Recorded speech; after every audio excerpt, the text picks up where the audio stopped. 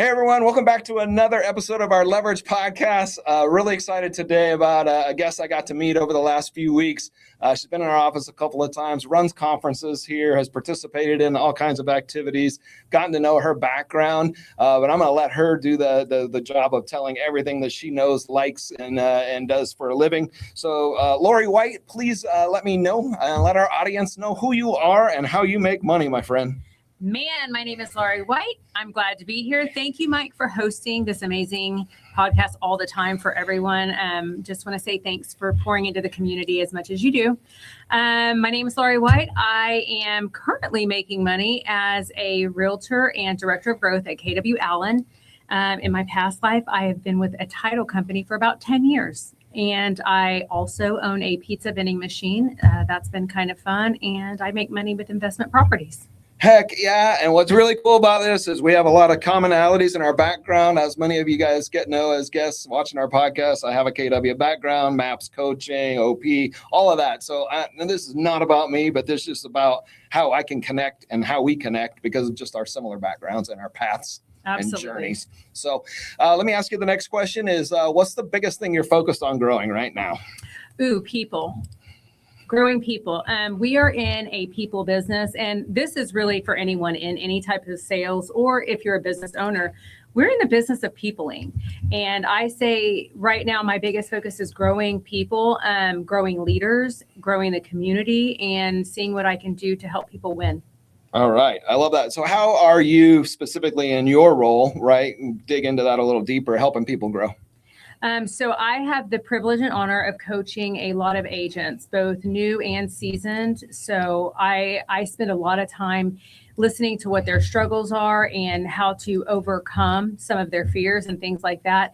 And often it's really funny because I see even seasoned agents, they kind of still get stuck, believe it or not. And sometimes they just need an out of the box idea or a new fresh eyes on kind of what their systems and what their business looks like and bringing that to the table. But really my sweet spot, I love new agents. I'm excited to work with them and watch them grow. There's nothing better than when they get that first deal under contract and they're so excited, but also panicked at the same time. So watching that emotional struggle and stepping in and being able to help them navigate that water, but also stay with them through the course is pretty fun to watch. Yeah, I love that. And we used to create like this roadmap, right? When I was doing some coaching back then, it was like showing the entire journey, right, of a real estate agent from the day one they were in. It's like you're licensed and know nothing, right? Yeah. And now you know something, but yet nobody wants to do business with you, right? And you're making the calls and nobody wants to answer the phone. And then you get your first under contract and then it falls apart, right? It's just it's a mental strain getting off and going in the real estate agent world specifically and businesses. Yes. But that's why you have people like yourself, right, that can come in and help guide them, steer them, and emotionally pick them up. Absolutely. And building them is the biggest thing. You know, I always tell them nobody knows you're new but you.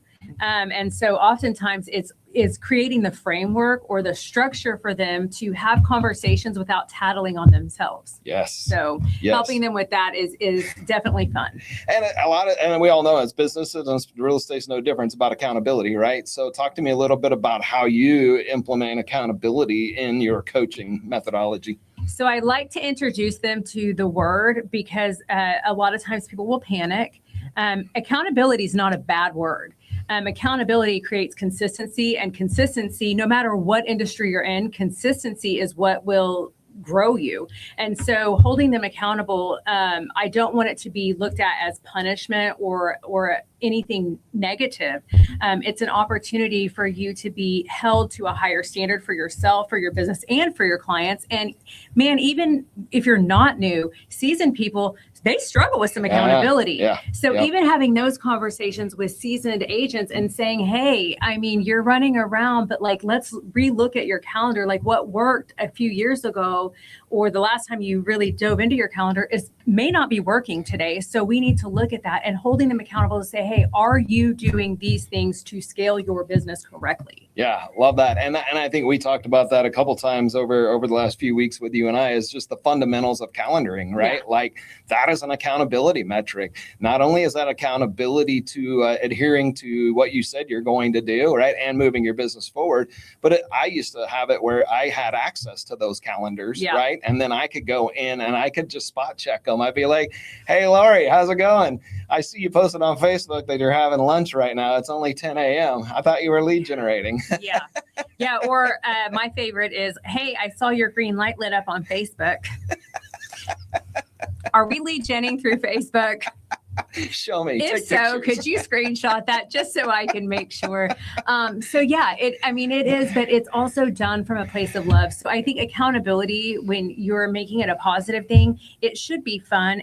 I mean, you're being honest with them and holding them accountable, but at the same time, respecting the fact that we're all business owners. And so to treat them in a negative space or call them out per se in a negative space, that's not helping them. So I try to do it from a place of love, but also like, hey, I want you to win, but I can't want you to win more than you want you to win. 100%. And I think it all goes back to, the Simon Sinek why, right? And all that stuff. And you got to make that pain there. And that's working with buyers and sellers. I always got their why. So I could always circle them back emotionally to, I know you don't want to negotiate down $1,000. However. And did you go 7 layers deep? Like, don't just stop with the basic why, guys. Right. When they tell you why, and it's like a very short answer, keep digging, right? Keep digging, because eventually the true why does come out. Yeah, absolutely. And then it allows you to help build a better, solid plan. To me, like I used to ask agents all the time, like, how much money do you want to make in your first year? And the standard answer was almost always, we've heard it a million times, $100,000. I'm like, do you really know what that means, right? Dude, that's a great number. I want to be a billionaire too, but do I know what it takes to get to be a billionaire, right? And then why is that important to you to make $100,000, right? And then we talk about, can it be done? 100%. Do you know what efforts is going to have to be done and commit yourself to get to the $100,000? And that's why you ask those questions, right? You dig deeper, you get better into the why, and you really understand the message that they're sending, so you can create a plan for them. And why not 150? Yeah, right. Yeah. Why not 200? I mean, why not shoot for the moon, guys? Don't be modest. Exactly. What's the biggest thing what is the one thing today that most people in your industry are not doing? What's the one thing you're doing today that most people in your industry are not doing? I might ruffle some feathers, but I'm here for it. I love it. Follow up. Following up. I see it all the time, a lack of follow-up and due diligence. And it's really unfortunate because, you own your business. I always go back to, no matter what your business is, if you say you're going to run a business and you're going to be a true entrepreneur, your follow-up game has got to be so strong, because there's so many other people out there not doing it. So it gives you that competitive advantage without even really having to try that hard. And going back to, if you are meticulous with your calendar, your follow-up should be placed on that calendar, no matter how successful you are or are not. That calendar and that follow-up can change the course like that. 100%. And I will sit here, and I have a CMO that works in our company. His name's Ben Harris. He came from a 9-figure business, right, to come work with us. And one of the first things you'll ask him is, what is one of the most important strategies that in marketing that you can put in? It's usually an email campaign / follow-up, right? Like almost every time. I can go get all the leads on the front end. That's not difficult to do, to be honest with you. But we all know leads don't convert rarely on the first contact, right? It's always the follow-up. And so a marketing person will typically tell you, if you want success, it's exactly in what you said. Well, and I also think if you are real with yourself, like at the end of the day, it's always going to be you versus you when you own a business, right? So if you can admit to yourself that you're not good at that, that's okay. But that's where leverage comes into play. And no one is ever too far away from a leverage move. So if you're not going to be diligent and you're not able, because that's just not how your brain works or how you work, cool. But let's put some systems in place for you to leverage that so it's not a default. I love that. And that's the Leverage podcast, right? And we'll move into kind of that conversation, right? It's like you have to have leverage in everything you do. Now, a leverage may be a system, a leverage may be an AI, and a leverage is people, right? It's one of those 3 tools usually, or one of those 3 lanes.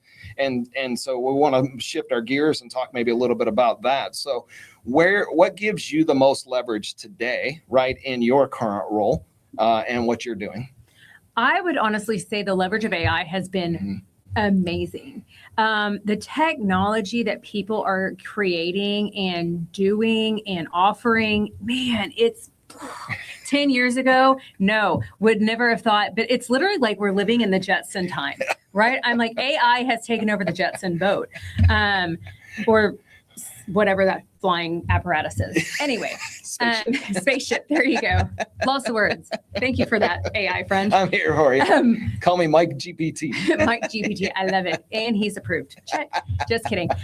Okay. So back to AI does a lot of things. And so for me personally, I love it because I can bounce thoughts and ideas and brainstorm.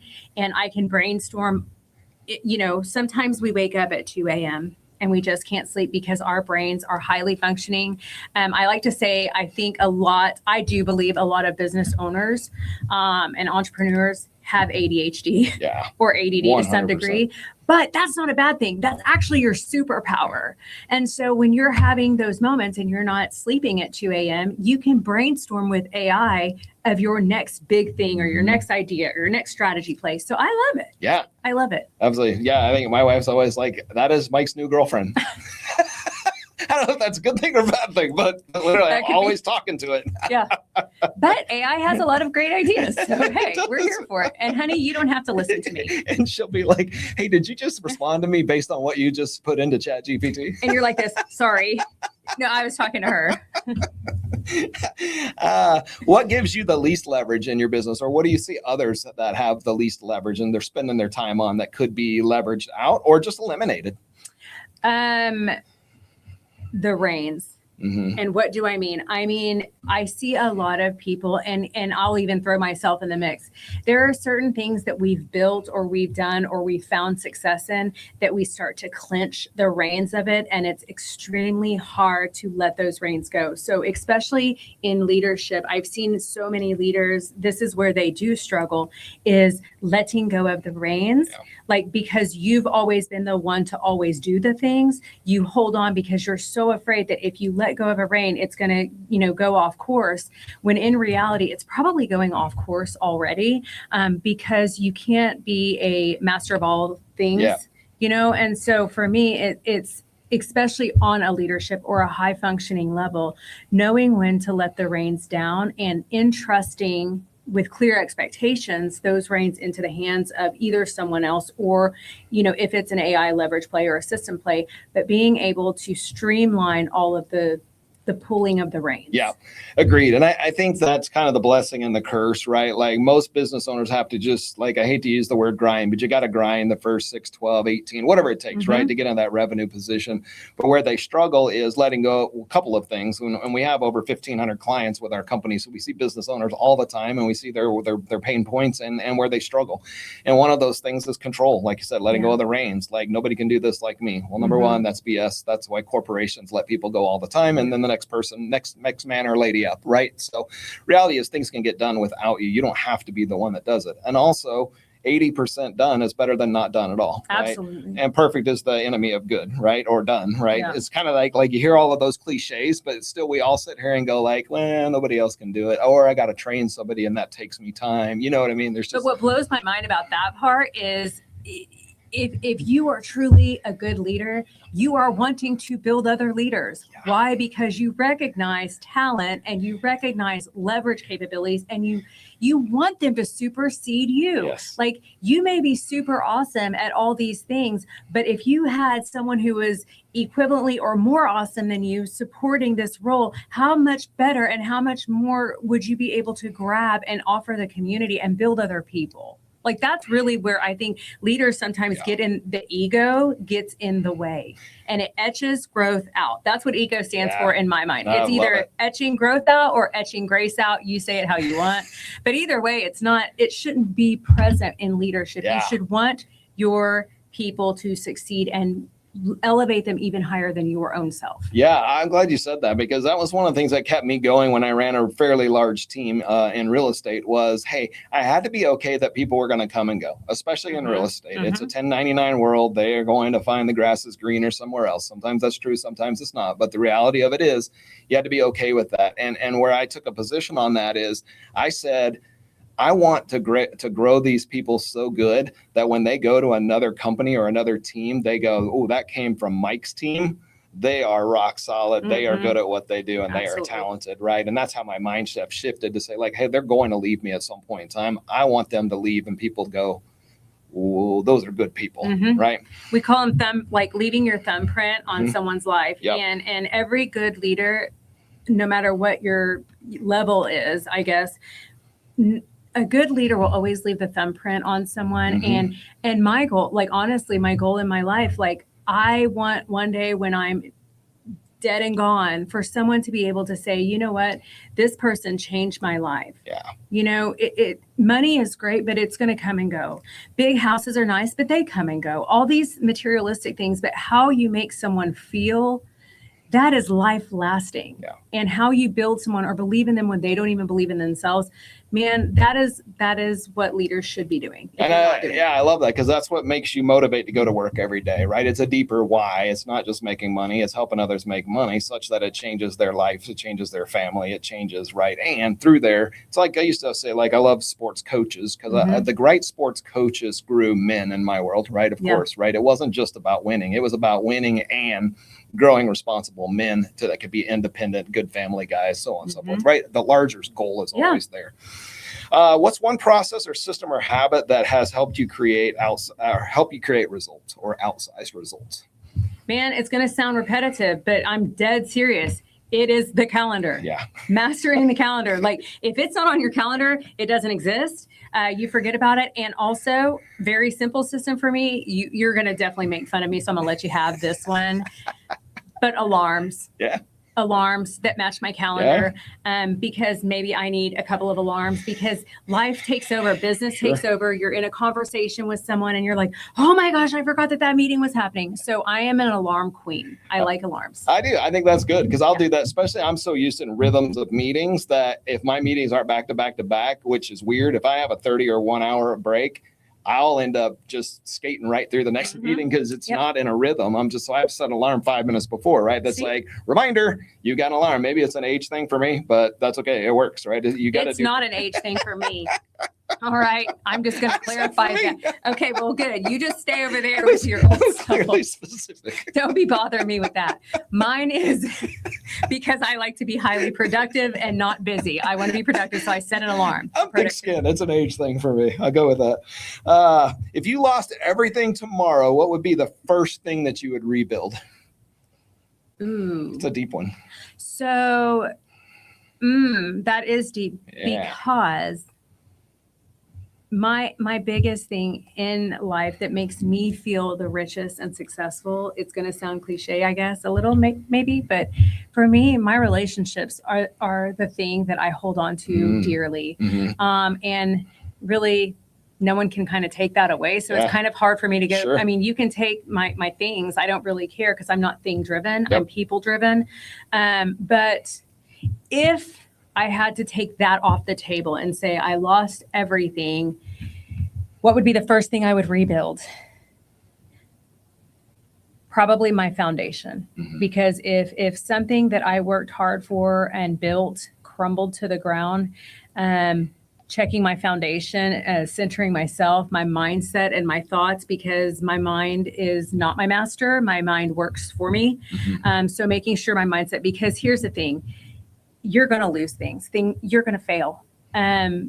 When you're an entrepreneur of any kind, businesses are going to fail.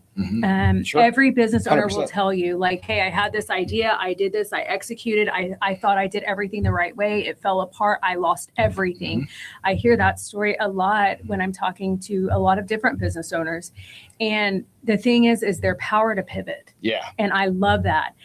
You have to learn that you can rebuild anything, but making sure that your mindset and your foundation of, really sit with yourself and analyze, how did that go wrong? What can I learn from this? What can I do different? Because the people who don't come back from it are the people who go, this happened to me. Victim. Yeah. Nothing happened to you. Right. Your decisions earned you whatever this is, and so I think really sitting with yourself, and it's hard because when something like that happens and everything is taken from you, it's easy to why me it.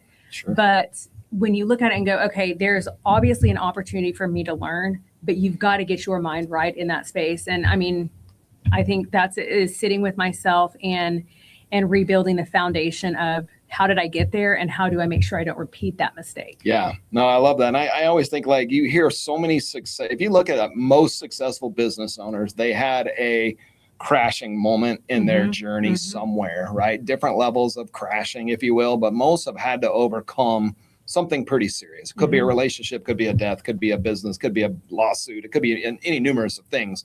But they're successful because of that moment, right? Yeah. Or in part because of that moment, right? So it builds your character for sure. Absolutely. It doesn't feel good though while it's happening. So if you're going through that, you're going to be fine. Get your mind right, because I promise you on the other side of this is growth. Yeah. But it growth hurts. Like, it's super painful. It's not easy. And that's why I think so many people stay complacent and they stay in their comfort zone or this victim mentality because they don't want to go through the pain of acknowledging your own things. Yep. You got to know them. Well, and I think everything's about surrounding yourself with the right people, right? Absolutely. That's a big one that I go with all the time, right? And there's all kinds of cliche statements around that, but those that are close in your circle when you're in your lowest points will come help you. We'll come find you, right? We'll come support you. And give you advice. Yeah. And my thing is surround yourself with people who keep it real. Yeah. Like, not coddlers, but like, you know, whenever I see Mike and he's like, Lauri, you're still short. I mean, he's still growing me. I at least wore the right heels today, guys.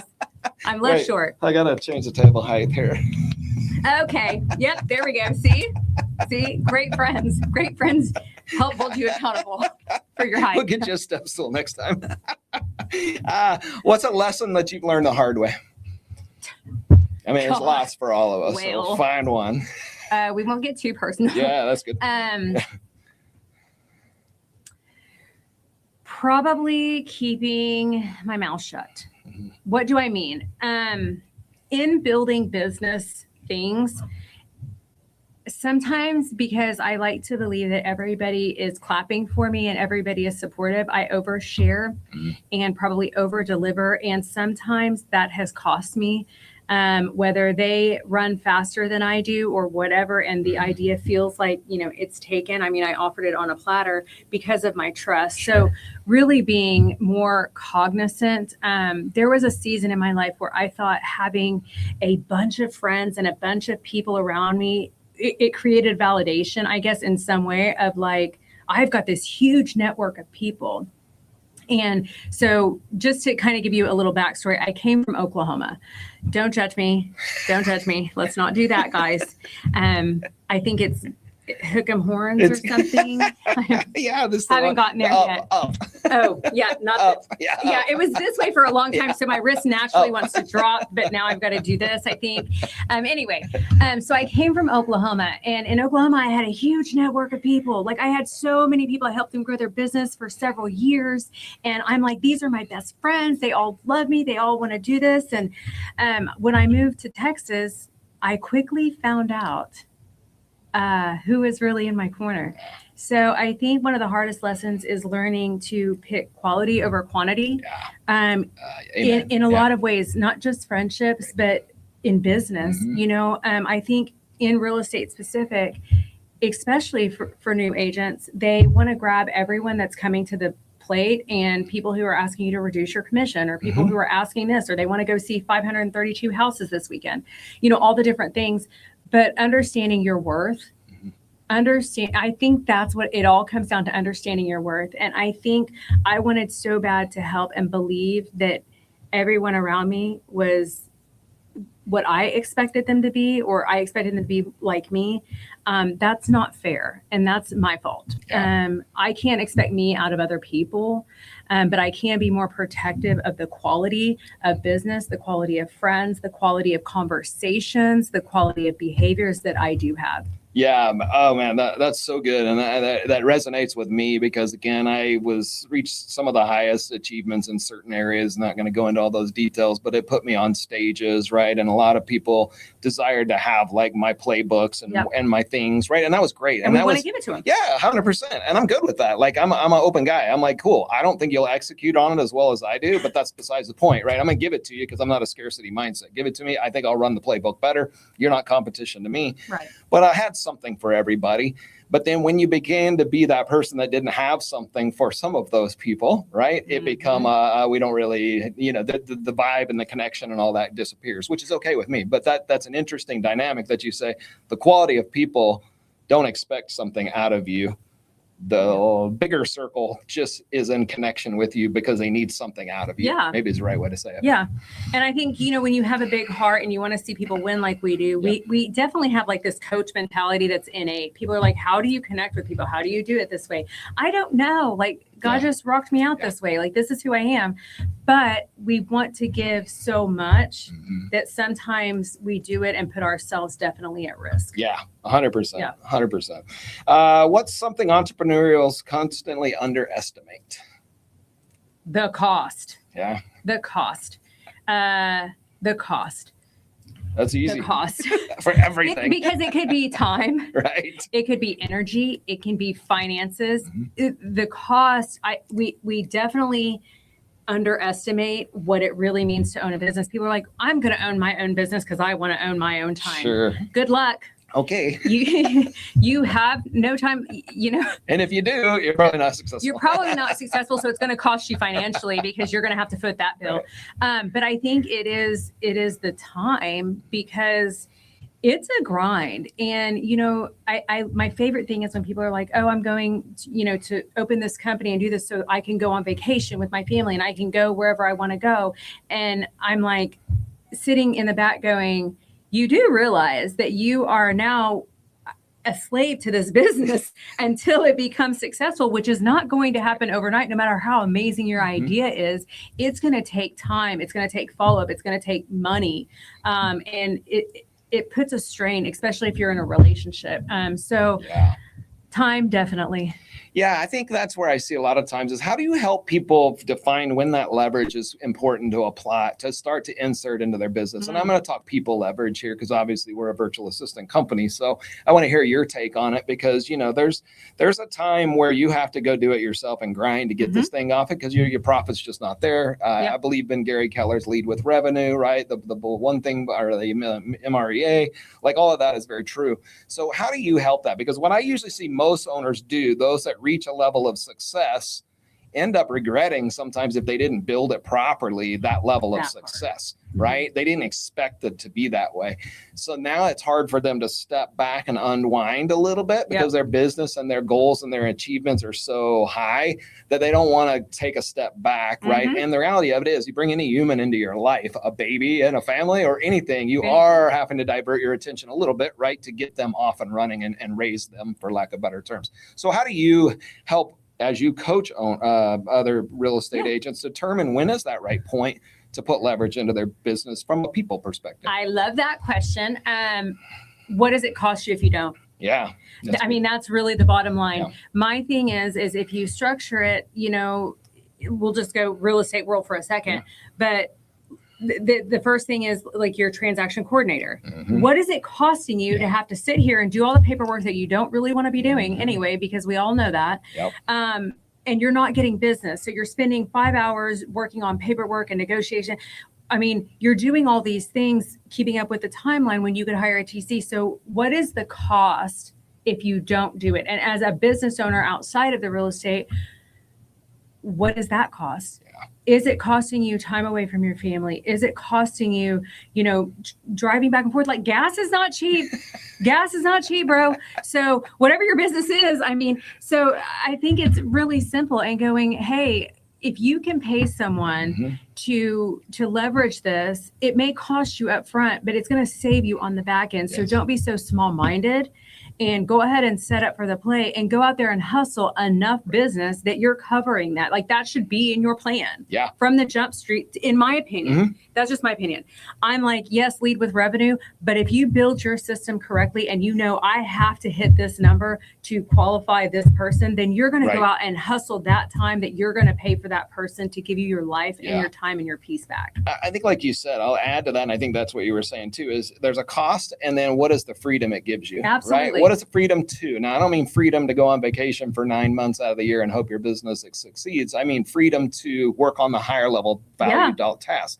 The freedom to be able to take the afternoon off because you have somebody that can help you show homes, or, there's a lot in the real estate world, a showing assistant, a TC, a virtual assistant. Like there's leverage. Like leverage. We're super blessed. Yeah, we have a lot of spots. Yeah, absolutely. So I always try to say that, right? It's like, what does it give you the freedom to do? And if that freedom is to work on higher value targets, and we do a lot of exercises too, where like the average person works 2,080 hours is a full-time like worker, right? Mm-hmm. Obviously real estate agents and others work more or less hours than that. That's not up for debate. But if I just said 2,000 hours to give people a couple weeks vacation, divide that by your gross revenue, right? Or what your revenue goal is, that is your hourly wage. So when you really break it down to what is your hourly wage as a business owner, Mm-hmm. that helps give you a level set of, should I be responding to 52 emails a day if my hourly value is $300 an hour? Would I pay Lauri $300 an hour to manage my email? The answer is no. Would she take that? Probably not. But, I mean, the point is I would never pay somebody $3. So why am I doing it? Right. I should be working on $300 an hour tasks, which is usually belly to belly contacts, having customer conversations, handling crises. Mm-hmm. Like it's usually the higher dollar work. It's not down in that lower dollar work. Yeah. Leverage that all day. What trends are you paying attention to right now? Oh my gosh. Obviously market trends. Yeah. I'm excited. I was just talking to some of your amazing people outside before I came in, and one of them, he's so precious. He's the guy who moved from, I think, Minnesota. He's so cute. Michael. Precious little thing. Yeah. But he was like talking about the market and saying, some people are saying the market is slow. And I'm like, that's not my experience. That's not what I'm seeing, because I'm seeing it from a numbers game. Yep. And checking the numbers and stats, like numbers are not going to lie. So your opinion, although is out there, I'm looking at the market and the movement of the market. And guys, we're in a good position. Yeah. We're seeing multiple offers. We're seeing the market moving. Is it moving as fast as COVID? Please, for the love of everything good and holy, stop comparing everything to COVID. That was a time warp, Twilight Zone. Like, we have got to stop living in COVID times, everyone. Please, that was not real. Okay, that's not a real place. It was like we all entered the black hole for a moment, and now we're back to reality. Welcome. But the market is good. And so I love looking at that and watching it be successful, and also learning the trend of what it's doing and saying, I like to outguess. So I'm a chess player. I love playing chess. I'm obsessed with it. And I was playing chess before the Queen's Gambit. Let me just put that on record.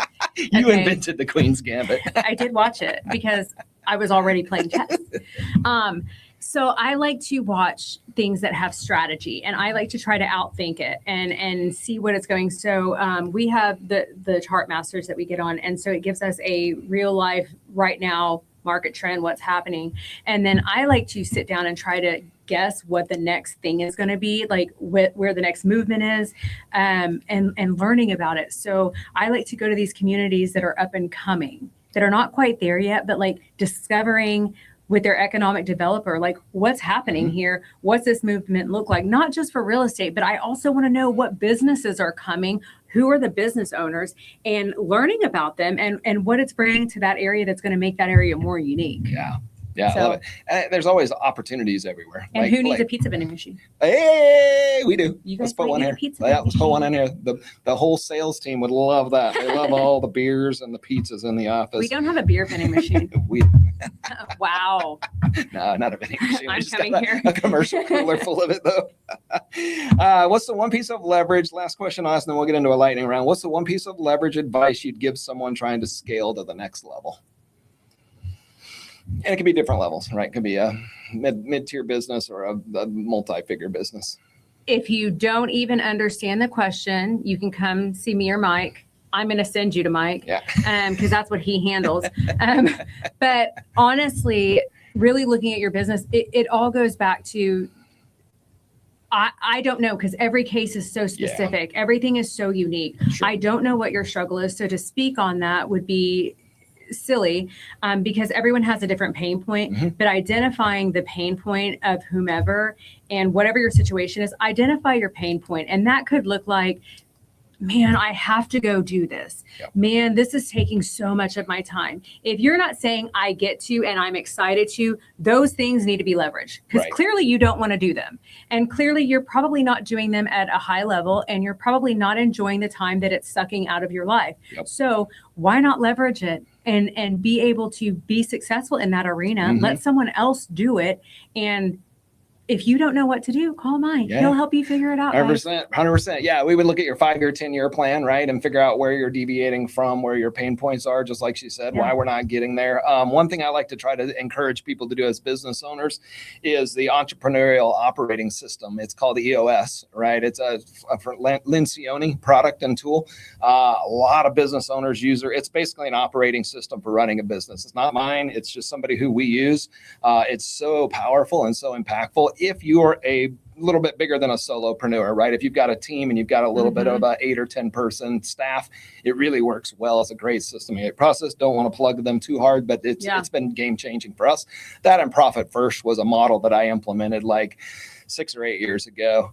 David Makowski came actually from a KW recommendation. Game changer for me as well. Not really on the scaling concept, but I always like to throw that out there because you're in business to make a profit. And I saw so many real estate agents that would tout really big numbers. And at the end of the day, their bank account showed through 2-figure numbers, meaning like $10. Well, and my thing is also acknowledging the idea of making sure that where you're investing your money is smart. Yep. I mean, but you need someone other than yourself figuring that out because oftentimes those decisions are driven by emotion or desperation or frustration or some kind of irrational emotion that we're feeling. It's really nice to be able to lean on someone and say, hey, here's my mess. Can you help me clean this up? Because what I know is I can't keep going this way. Yep. And if you're feeling like, man, this is taking all of my energy, all of my life, all of my time, I'm not feeling joyous about what I'm doing, then you're at a point where you desperately are probably needing some leverage. In your business. 100%. 100%. All right, I'm going to hit the lightning round. You ready to go with this one? These are quick answers. Quick answers. Favorite business book? Extreme Leadership. Love it. Best purchase under $1,000. Outside of makeup and clothing? Yeah. Hey, whatever floats your boat. Vacations. Yeah. Getaways. Favorite AI tool? Oh. Ooh, there's a lot.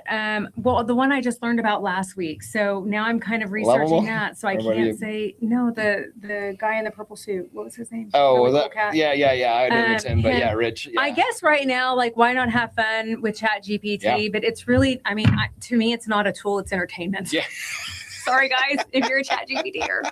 No judging. Let's see. Favorite software? Favorite software? I don't know. I leverage that.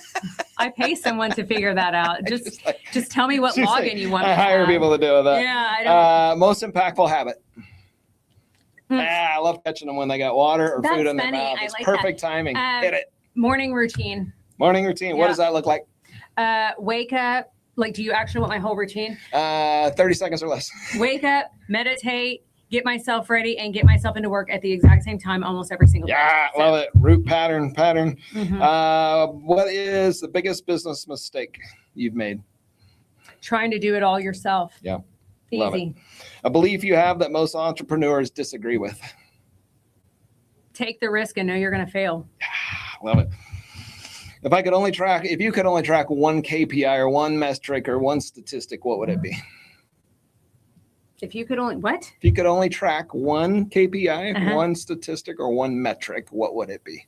Right now, I'm going to say probably my chart masters. I'm obsessed with the metric system of it. Okay. Because it lets me know what's happening. Yeah, I love it. And it's different for everybody, right? Like it could be number of dials, could be number of emails sent out. I don't really like dials. I prefer belly to belly, as you would say. Exactly. But I will have to do them. You do. Everybody does. Yeah. One thing you would automate immediately. The dials. Love it. I got VAs that can help with that. Let's talk. One thing you'd never delegate. Ooh, my relationship creation. That's near and dear to my heart. I mean, there's some that I will delegate my relationships to. But. Yeah. We won't get into that. I don't want to hurt feelings any more than I have. Last question I got. What is your definition of leverage? If it can create peace and give me my time back, I am here for that. Yeah. Love it. Love it. Well, awesome show. A lot of energy in this room. We'll have a history of this whole energy thing and technology glyphs. And it's just like the earth, the aura told Lauri it had to be in person because it did. It did. And you know what? I hope you put that. If you guys stay tuned past the podcast, we're going to do some funny clips because I'm not kidding. There was so much energy between Mike and I trying to do this on the phone that my phone itself was overheating because my phone was like, listen, neither one of you are Android. This is even too much energy for the iPhone. Like Apple was not ready for this. Cut us off. And we just came to the conclusion it has to be in person because at least this room can contain it. Thank God he has a fan. All true. All true. What she says is all true. More to come. We'll be doing more episodes and some more bloopers and clips. So awesome. Lauri, thank you so much for attending. Awesome show. Really appreciate you driving in. I know that's not a short drive. It's taking time away from your business. I always appreciate our guests stepping away because it does impact what you're doing on a day-to-day. So thank you for helping our guests out and giving your wisdom. If anybody needed to get a hold of you, whether it was to want to become a real estate agent, want to be coached by you, what is the best way they can connect with you? You can email me at LAURI, that's Lauri, at kw.com. So Lauri at kw.com, or you can call me 945-200-3767. I'm always usually available. But before we go, I do have one question for you. What is the one characteristic that you see, because you do a ton of interviews with a ton of different people and business owners, what is the one characteristic that you find in all of them? Just their depth of knowledge in how they run a business, right? And they come from different lanes, right? Like you have a coaching lane, you have a business owner, like a CEO lane, I should say, a founder lane. And just the characteristics I have is they give me enough information that I can dig deeper into their questions. Does that make sense? Like some are high energy, some are a little bit lower energy, but they give me enough information that I can, and a successful podcast, I should say, has that. So I don't have to just have a pre-scripted questions. I can kind of jive back off of like, hey, let's dig deeper into that type thing. But I mean, overall characteristics, those that are coming in here are obviously looking to, in this particular podcast, are in some capacity, one, looking to give back, right, to our guests with their knowledge, because they all come from different personalities, different tips, different tactics, different industries, but also they want to get the message out, right, a little bit about who they are. And that's what we want to do. We want to help them get the brand out and let people know. But what I like to say, or as Dinah would say, there is no but, and what I would like to say is people want to reach out. They'll reach out to me 2 years later after this podcast. And that's the powerful thing that I love about all of this. It's not about the number of views for me. It's about, hey, that guest you had on, her name was Lauri 2 years ago.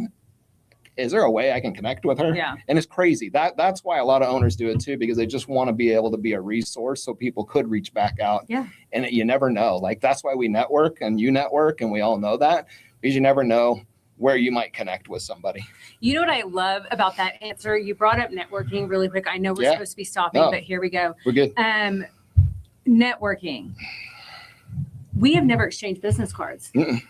And that is the power and beauty of true, authentic networking. Yep. And the power of what you actually build. Like, I'm so excited that we got to spend time together and learning about each other and just connecting naturally and not making it a, hey, here's my card. Yeah. Like, I don't know. It's pretty cool. Yeah. It's pretty cool what you're building, and I appreciate it. Thank you. Thank you so much. And again, we don't connect with everybody. Like I have guests on here that was an awesome show, but it's just not something that I generally vibed or connected with. And that's cool though. But it's business podcast, right? And then out of the business podcast becomes friendships and things like Absolutely. that. Right? Cool. All right. Well, thanks, Lauri. Thanks everybody for the show. Bye, appreciate it. Hope you got a lot of power out of this episode. And again, always put the comments down below, tag me, reach out to me, connect with Lauri. We'll always make it happen and get you in touch with our guests. So thanks so much. See ya. Have a good day.